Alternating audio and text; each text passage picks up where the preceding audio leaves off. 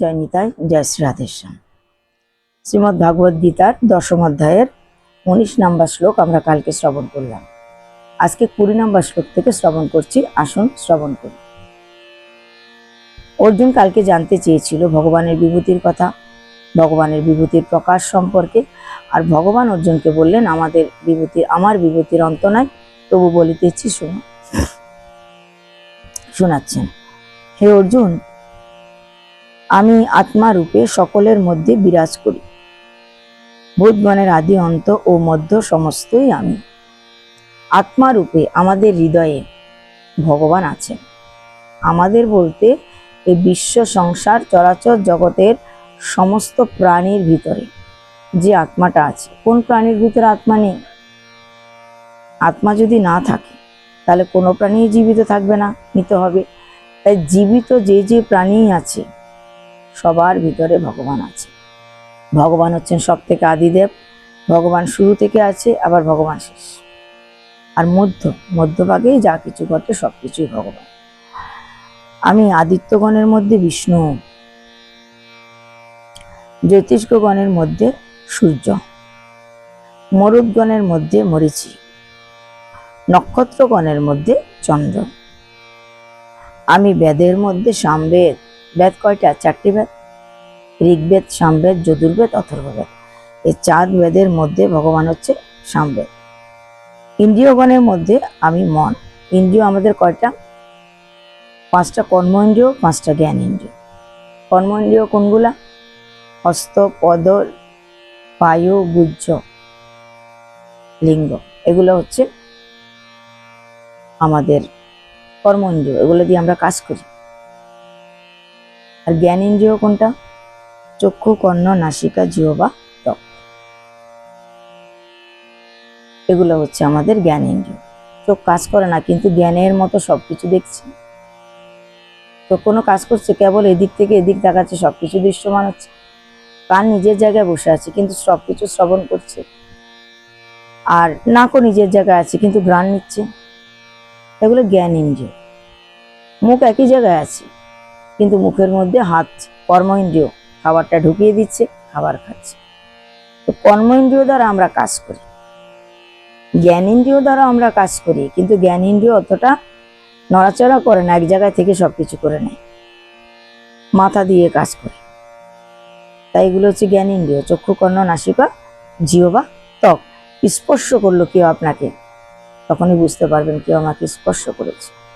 আমাদের 5টা কর্ম ইন্দ্রিয়, 5টা জ্ঞান ইন্দ্রিয়। এই জ্ঞান ইন্দ্রিয়, কর্ম ইন্দ্রিয় আছে, তার উপরে একটা ইন্দ্রিয় আছে যার নাম মন। এই মনটাই আমাদের এই 10টা ইন্দ্রিয়কে কন্ট্রোলে রাখে বা বশীভূত রাখে। এই সবগুলা 10টা ইন্দ্রিয়কে নিজের বশে, নিজের আয়ত্তে রাখে মন।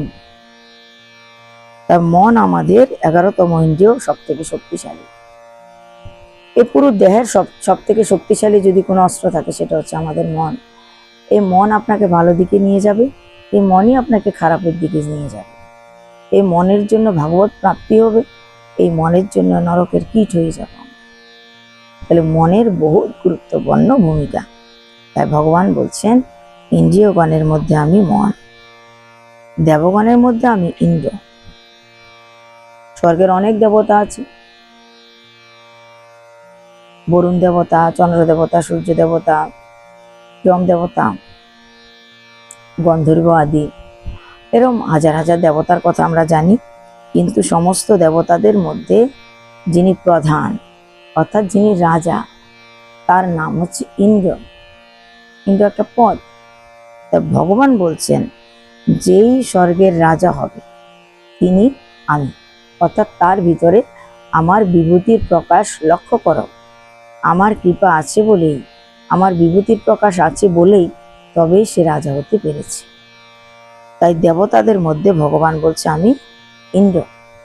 ও জীবগণের মধ্যে আমি চেতনা। জীবগণের মধ্যে হচ্ছে চেতনা ভগবান। ওই চেতন হলেই তবেই তো ভগবত প্রাপ্তি হবে। চেতন না হয়ে ঘুমিয়ে থাকলে কি ভগবত প্রাপ্তি হবে? কিন্তু দুঃখের বিষয় তো এটাই, আমরা অধিকাংশ লোক যেন শীত ঘুমিয়ে আছি, ভগবত প্রাপ্তির কথা চিন্তাও করছি না। দুর্লভ মানব জীবন ক্ষণভঙ্গুর, এই মানব দেহটা, মানব জীবনটা তো পেয়েছি, কিন্তু হেলায় শ্রদ্ধায় কাটাবার এই দেহ নয়, ঘুমিয়ে কাটানোর সময় নয়, বা সন্তান লালন পালন করা, লক্ষ লক্ষ টাকা উপার্জন করা, বড় বড় গাড়ি বাড়ি ধন সম্পত্তি সঞ্চয় করা, এগুলোর জন্য মানব জন্ম হয়। মানব জন্ম কেন হয়েছে? মানব জন্মের লক্ষ্য বা উদ্দেশ্য হচ্ছে একটাই, ভগবত প্রাপ্তি। ভগবত প্রাপ্তি মানব জন্মের একমাত্র উদ্দেশ্য বলেই না, চেতনা যখন যার হয়েছে তখনই সে ভগবত প্রাপ্তির দিকে ছুটেছে, সে সংসারে থেকেও কিংবা সংসারে না থেকেও হোক। যেভাবে যার সুবিধা মনে হয়েছে সে সেইভাবে ভগবত প্রাপ্তির চেষ্টা করেছেন। ভগবানকে পাওয়ার জন্য সংসার ছেড়ে চলে যেতে হবে এরকম নয়, সংসারে থেকেও ভগবানকে পাওয়া যায় এবং সংসার থেকে চলে গেলেও ভগবানকে পাওয়া যায়। তারপরে শ্লোকে বলছে, আমি পর্বতের মধ্যে সুমেরু, যক্ষগণের মধ্যে কুবের, বসুগণের মধ্যে অনল এবং রুদ্রগণের মধ্যে আমি শিব, পুরোহিতগণের মধ্যে আমি বৃহস্পতি, জলাশয়ের মধ্যে আমি রত্নাকর, সেনানীর মধ্যে আমি কার্তিক। তো ভগবান কি বলছেন, যত পর্বত আছে, লক্ষ লক্ষ পর্বত আছে, সে পর্বতের মধ্যে সব থেকে বড় পর্বত হচ্ছে সুমেরু পর্বত। সুমেরু পর্বত সব থেকে বড়, সেই পর্বতটা বলছে ভগবানের অংশ, বা ভগবান নিজেকে ওই পর্বত বলছেন, তাই বলছে পর্বতের মধ্যে আমি সুমেরু। যক্ষগণের মধ্যে হচ্ছে কুবের, ধনের দেবতা কুবের। যক্ষরা সবসময় ধন আগলে রাখে, ধন আগলে রাখতে ভালোবাসে, জমা করে রাখতে ভালোবাসে। তো তাদের মধ্যে হচ্ছে কুবের, ধন সম্পত্তির অধিকারী দেবী দেবতা, ধন সম্পত্তি যার কাছে গচ্ছিত থাকে সবাইকে বন্টন করে দেন। কোন দিকের দেবতা তিনি? উত্তর দিকের দেবতা তিনি। উত্তর দিক হচ্ছে কুবেরের দিক, উত্তর দিকে ধন সম্পত্তি বৈভব প্রতিষ্ঠামান থাকে, তাই উত্তর দিকে অনেকে কুবেরের চিত্রপট লাগায়। উত্তর দিকের দেওয়ালে কুবেরের চিত্রপট লাগানো ভালো।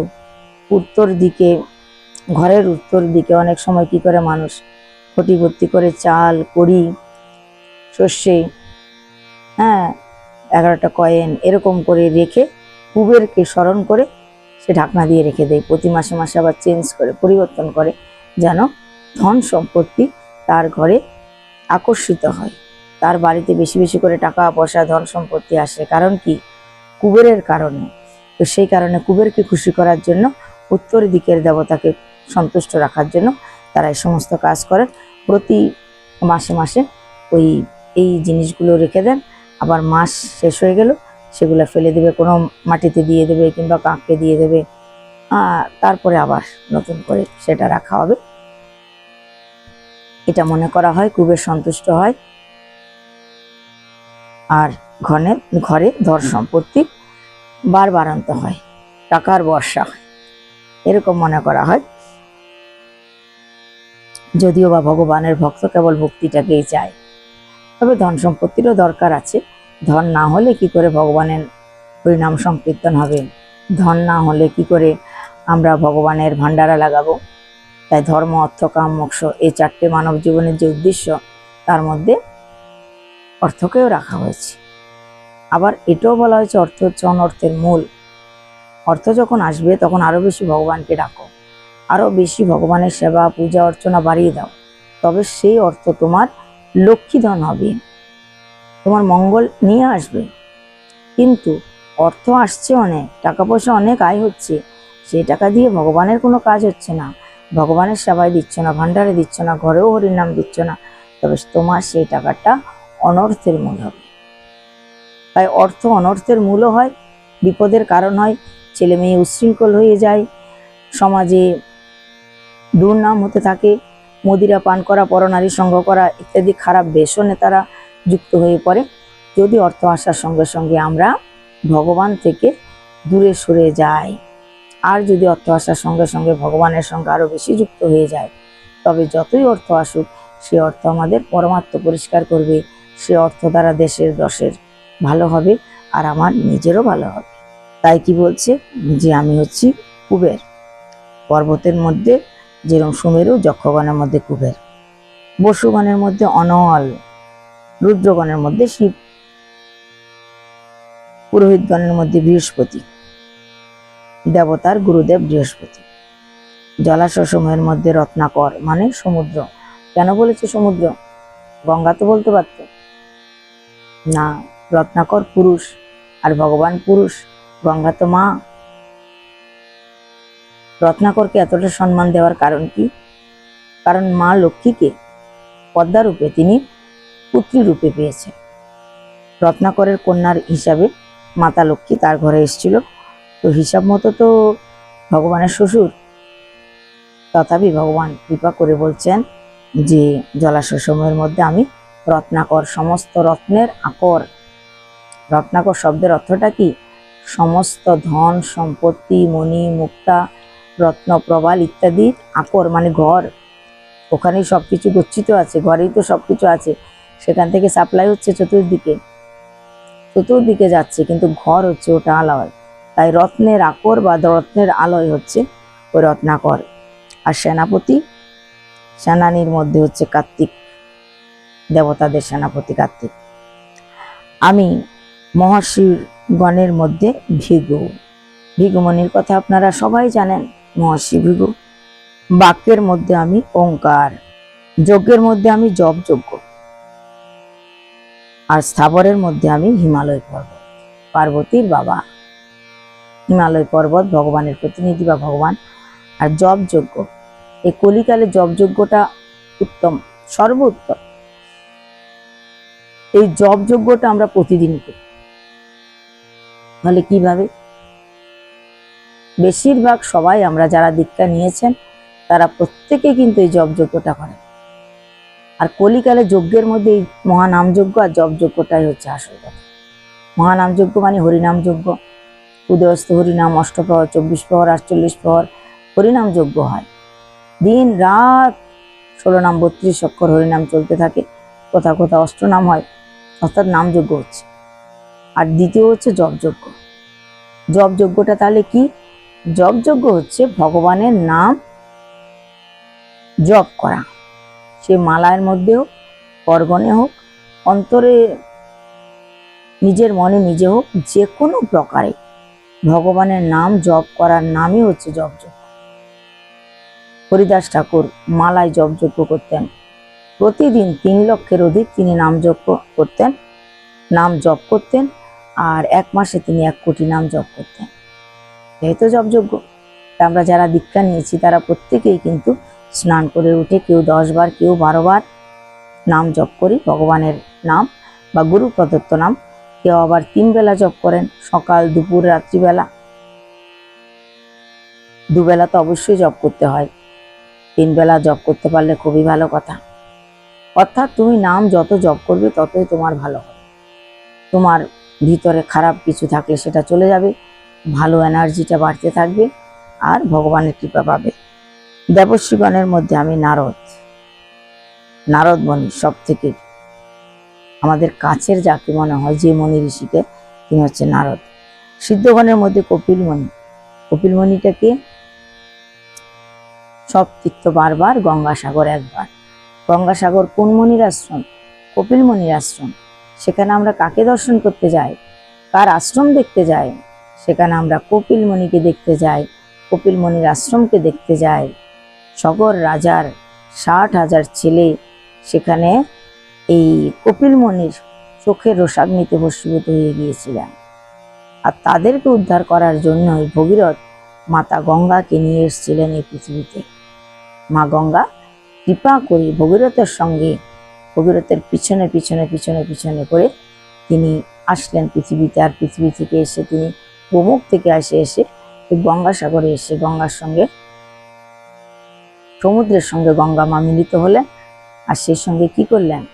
সগর রাজার যে 60,000 ছেলেরা উদ্ধার না হয়ে এতদিন বহুত যন্ত্রণা, বহুত কষ্ট ভোগ করেছিলেন, তাদেরকে উদ্ধার করে দিলেন দেবী গঙ্গা। এখানে এসে দেবী গঙ্গা সমুদ্রের সঙ্গে মিলিত হলেন। তো ঠিক সেই জায়গায় আছে কপিলমণির আশ্রম। এই কপিলমণির আশ্রম দর্শন করা অত্যন্ত ভাগ্যের ব্যাপার। জীবনে একবার হলেও কপিল মুনির আশ্রম আমাদের দর্শন করা উচিত। সেই নির্মল সুন্দর জল গ্রহণ করা উচিত, স্নান করা উচিত সমুদ্রের জলে, যাতে করে আমাদের সমস্ত পাপ ধুয়ে যায়। অবশ্যই কিছু দান করা উচিত। যে কোনো আমরা আশ্রমে যাই বা যে কোনো তীর্থস্থানে যাই, সেখানে বিভিন্ন পশু পাখিকে খাবার দেওয়া উচিত, গরিব দুঃখীকে আহার দেওয়া উচিত, যথাসম্ভব আমাদের দান করা উচিত। তাছাড়াও বিশেষ বিশেষ তিথিতেও আমাদের অবশ্যই দান করা উচিত, যেমন একাদশী তিথি, পূর্ণিমা তিথি, অমাবস্যা তিথি, মণি অমাবস্যা তিথি, অক্ষয় তৃতীয়া। আর বিশেষ করে বৈশাখ মাসের দান তো অপার। বৈশাখ মাসে দান দক্ষিণা করলে অপার সৌভাগ্য লাভ হয়। এই বৈশাখ মাসটা পুরো বছরের দান করার মাস। আর এই বছর তো পরপর দুটো মাসে অত্যন্ত ভালো পড়েছে, জ্যৈষ্ঠ মাস এবং বৈশাখ মাস। জ্যৈষ্ঠ মাসটা কি মাস? পুরুষোত্তম মাস। জ্যৈষ্ঠ মাস আসলেই আমরা পুরুষোত্তম মাসের পাঠ শ্রবণ করব। পুরুষোত্তম মাসে পাঠ শ্রবণ করলে কি লাভ হয়, পুরুষোত্তম মাস কি, পুরুষোত্তম মাস কিভাবে সৃষ্টি হলো, কে সৃষ্টি করলো, এই সমস্ত কিছু আমরা জানতে পারবো যখন পুরুষোত্তম মাসটা আসবে। তাই গীতা 26 নম্বর শ্লোকে বলছে, দেবর্ষিগণের মধ্যে আমি নারদ, সিদ্ধগণের মধ্যে কপিলমণি, গন্ধর্বগণের মধ্যে আমি চিত্ররথ এবং বৃক্ষের মধ্যে অশ্বত্থ বৃক্ষ। শ্রীমদ্ ভাগবত গীতায় এই কথাটা লেখা আছে বলেই আমরা অশ্বত্থ বৃক্ষের পূজা করি। অশ্বত্থ বৃক্ষকে ভগবানের প্রতিনিধি জ্ঞানে আমরা পূজা করি। রবিবার ছাড়া অন্য 6 দিন লক্ষ্মী আর নারায়ণ ওই অশ্বত্থ বৃক্ষে বসবাস করেন। কেবল রবিবার দিন ভগবানের দৃষ্টি যদ্যপি সবসময় থাকে, কিন্তু রবিবার দিন মনে করা হয় যে সেই দিন অলক্ষ্মী আর তার স্বামী ত্রষ্টা ওই স্থানে বসবাস করে, মা লক্ষ্মী সেই স্থান থেকে চলে যান। তাই আমরা যদি রবিবার দিন বটবৃক্ষের পূজা করতে যাই, তবে অবশ্যই সেখানে মিঠা মন্ডা ধূপকাঠি মোমবাতি সব ছেড়ে আসা উচিত, কিছু নিয়ে আসা উচিত নয়। কেননা এটা মনে করা হয়, যদি আমরা এই অশ্বত্থ গাছকে রবিবারে পরিক্রমা করে পূজা অর্চনা করে যদি কিছু জিনিস সঙ্গে নিয়ে আসি, তবে আমরা আমাদের দারিদ্রতাকে ঘরে নিয়ে আসি। সেখানে তুমি রবিবারে পূজা করতে গেলে যে কোনো দ্রব্য নিয়ে যাও, যে কোনো ফল, মিষ্টি, ফুল, মালা, চন্দন, তিলক যা কিছু নিয়ে যাবে সব রেখে চলে আসবে। অর্থাৎ আমি এটা বলছি না যে তুমি যে পাত্রে ফুল নিচ্ছ সেই পাত্রটা রেখে আসো, বা যে পাত্রে যে ঘটিতে জল নিয়েছো সেই ঘটি রেখে আসো, না, ঘটিও নয়, বা যে পাত্রে তুমি ফুল নিয়েছো সেটাও নয়। আমার বলার কথা হচ্ছে, ফুল, ধূপকাঠি, মোমবাতি, মিষ্টান্ন জাতীয় যে কোনো দ্রব্য বা দুর্বা ইত্যাদি যে কোনো কিছু তুমি পূজার জন্য নিয়েছো, রলি, চন্দন ইত্যাদি সমস্ত কিছু সেখানে রেখে আসো। কোনো কিছু সেখান থেকে নিয়ে আসবে না। কেননা যদি আমরা আসার সময় সেখান থেকে কিছু নিয়ে আসি পূজার সামগ্রী, তবে দারিদ্রতা, লক্ষ্মীর বোন অলক্ষ্মী আমাদের পিছনে পিছনে আমাদের গৃহে চলে আসবেন। তাই সেখান থেকে কিছু না এনে রবিবার দিন যদি পূজা করতে যাও, সব দ্রব্য সেখানে রেখে আসবে। অন্যান্য দিন লক্ষ্মীনারায়ণ দুজন ওখানে অবস্থান করেন। তাই অন্য দিন আমরা লক্ষ্মীনারায়ণকে সবসময় মিঠা দিতে পারি, রবিবারে পূজা করলে সেই সঙ্গে কিছু খাট্টা টক দেওয়া উচিত, যেটা অলক্ষ্মীর প্রিয়। অলক্ষ্মীর প্রিয় ভোজন কি? টক আর লঙ্কা, লেবু লঙ্কা। লেবু লঙ্কা হচ্ছে অলক্ষ্মীর সব থেকে প্রিয় খাবার। তা অনেকে ঘরের দরজায় লেবু লঙ্কা ঝুলিয়ে রাখে, অনেকে গাড়িতে লেবু লঙ্কা ঝুলিয়ে রাখে। কি কারণে? মাতা অলক্ষ্মী এসে সেই সমস্ত জিনিস দেখে তুষ্ট হয়ে যেন সেখান থেকে ফিরে যায়, প্রবেশ যেন না করে। তাই এই সমস্ত কারণে এগুলা করতে হয়। অশ্বের মধ্যে আমি উচ্চশ্রবা, গজ মধ্যে আমি ঐরাবত এবং নরগণের মধ্যে আমি রাজা। তাহলে অশ্বর মধ্যে কি? উচ্চশ্রবা। সমুদ্র মন্থনের সময় যে যে সমস্ত রত্ন উঠেছিল তাদের মধ্যে একজন হচ্ছে উচ্চশ্রবা। গজ মধ্যে ঐরাবত। কেন? সমুদ্র মন্থনের সময় এই ঐরাবত উঠেছিল, হাতিটা উঠেছিল, ইন্দ্র দেবতার কাছে হাতি চলে গেল, আর উচ্চশ্রবা নামে অশ্ব উঠেছিল। এরা বিশেষ অশ্ব সমুদ্র মন্থন থেকে উঠা। আর নরগণের মধ্যে রাজা, মানুষের মধ্যে ভগবান নিজেকে বলছে রাজা। যদ্যপিও মৃত্যুর পর রাজাও সাধারণ রঙে পরিণত হয়, তথাপি মানুষের মধ্যে ভগবান রাজা। এ নিয়ে একটা কাহিনী আছে, সুন্দর কাহিনী আছে। সে কাহিনীটা আমরা কালকে শ্রবণ করব। আজকে 27 নম্বর শ্লোক অবধি শ্রবণ করলাম। আজকে এই পর্যন্তই। জয় নিতাই, জয় শ্রী রাধেশ্যাম। কালকে আমরা শ্রবণ করব মানুষের মধ্যে আমি রাজা, এই কথার উপরে বিশেষ একটা গল্প আপনাদের কালকে শ্রবণ করাবো। আজকে এই পর্যন্তই। জয় নিতাই, জয় শ্রী রাধেশ্যাম।